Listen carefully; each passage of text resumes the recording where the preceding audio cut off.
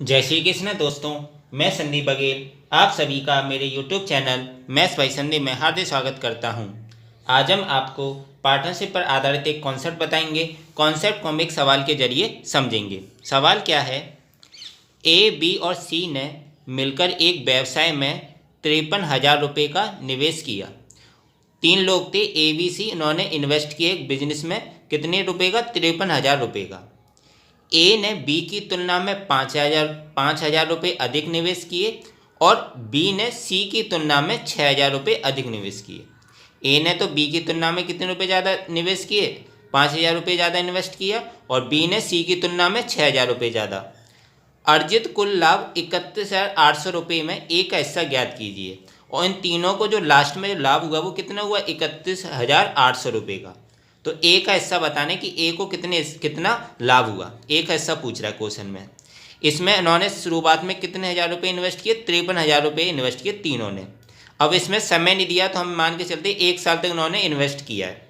अभी जैसे कि इसमें हमें माइनस सी का निवेश हम मान लेंगे x रुपये। सी का हमें पता नहीं है क्योंकि सी की तुलना हम बी से करेंगे, फिर बी की तुलना ए से हो जाएगी। तो सी का निवेश अगर x रुपये है तो क्वेश्चन में बोल रहा था बी ने सी की तुलना में 6,000 रुपये अधिक निवेश किए। बी ने सी की तुलना में 6,000 रुपये अधिक निवेश किए। तो जब सी का निवेश x रुपये है तो बी का निवेश कितना हो जाएगा? सी की तुलना में 6,000 रुपये ज़्यादा किए तो x प्लस के 6,000, तो जी हो गया बी का निवेश। और ए का निवेश कैसे निकालेंगे? ए ने बी की तुलना में 5,000 रुपये अधिक निवेश किए तो ए का निवेश क्या हो जाएगा? बी की तुलना में 5,000 रुपये ज़्यादा किए तो बी का कितना है? एक्स प्लस 6,000 और 5,000 रुपये और ज़्यादा किए ए ने तो एक्स प्लस के 6,000 प्लस 5,000 तो एक्स प्लस के कितने हो जाएंगे? 11,000। तो सी का निवेश आ गया एक्स रुपये, बी का निवेश आ गया एक्स प्लस 6,000 रुपये और ए का निवेश कितना आ गया हमारा? एक्स प्लस के 11,000 रुपये। अब तीनों ने निवेश कितने किया? ए प्लस बी प्लस सी 53,000 रुपये का 53,000 रुपये का निवेश किया था। तो ए प्लस बी प्लस सी बराबर कितना हो जाएगा? 53,000। सबकी वैल्यू रख देंगे। ए हमारा कितना आया था? एक्स प्लस के 11,000 तो एक्स प्लस के 11 रख दिया। बी कितना आया हमारा? एक्स प्लस के 6,000। बी का निवेश कितना था? एक्स प्लस के 6,000 और सी का हमने निवेश कितना माना था? एक्स माना था। तो ये तीनों किसके बराबर होंगे? 53,000 के। तो इसे हम एक्स की वैल्यू निकालेंगे। तो एक्स एक्स और एक्स 3x हो गया और 11,000 और 6,000 कितने हो गए? 17,000 बराबर 53,000। तो x बराबर कितना आ जाएगा? 53,000 में से 17,000 घटा देंगे तो वैसा 36,000 और 3 इधर नीचे आ जाएगा। तो x बराबर आ जाएगा हमारा कितना? 12,000। 3 से जी कितनी बार कट जाएगा? 12,000 बार। 3 से जी कट गया 12,000 बार। तो x बराबर कितना आ गया? 12,000 रुपये। जब x बराबर 12,000 रुपये आ गया तो a का निवेश कितना था हमारा? x प्लस के 11,000 तो 12,000 प्लस के 11,000 तो जी हो गया ए का निवेश हो गया हमारा कितना? 53,000 रुपये। ए का निवेश कितना हो गया हमारा? 53,000 रुपये। ऐसे बी का निकाल लेंगे। बी का निवेश कितना आया था हमारा? बी का निवेश था हमारा एक्स प्लस के 6,000 तो एक्स की वैल्यू रख देंगे 12,000 और 6,000 जोड़ देंगे तो कितना हो गया? बी का निवेश हो गया हमारा 18,000 और सी का निवेश तो हमने एक्स माना तो एक्स की वैल्यू हमारी कितनी आई थी? 12,000 तो सी का निवेश हो गया 12,000 रुपये।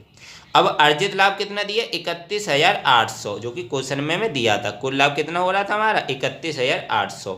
तो 31,800 को हमने इन तीनों का जो निवेश किया उनको क्या करेंगे? बाइफरकेट कर देंगे।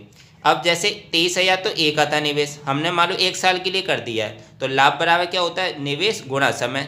जितना इन्वेस्ट किया और कितने समय थे तो हम 1 साल के लिए मान लें तो इन्वेस्ट ए का कितना था? 23,000 रुपये और 1 साल की मान ले तो गुणा एक समय हो जाएगा। तो जी तो 23,000 हो गया। बी का कितना इन्वेस्ट हो रहा है? 18,000 तो बी का 18,000 और सी का कितना? 12,000।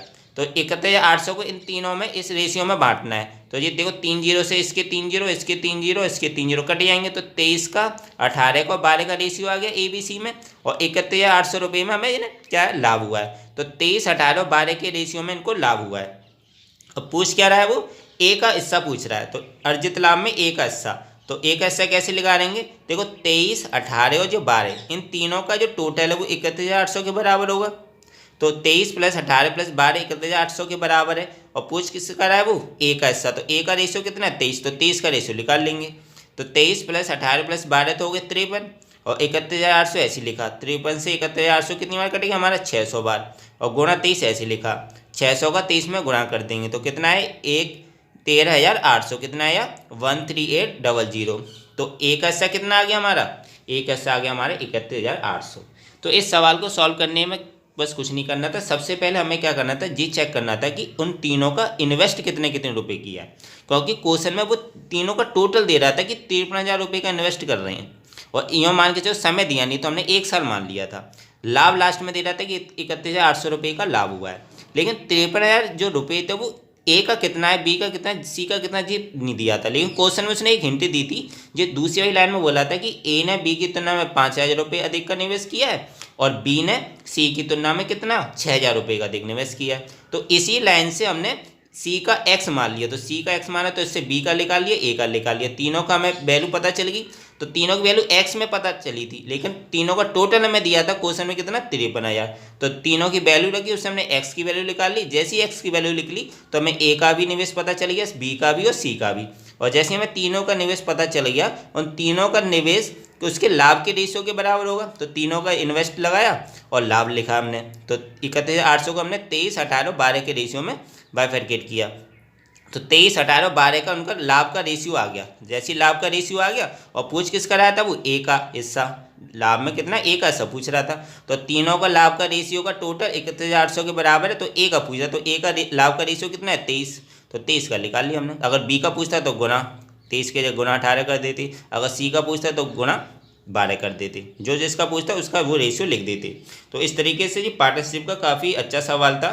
इस तरह के सवाल एग्जाम में बहुत आते हैं, ये सवाल एसएससी में आया हुआ है। तो दोस्तों आशा करता हूँ आपको ये वीडियो अच्छा लगा होगा।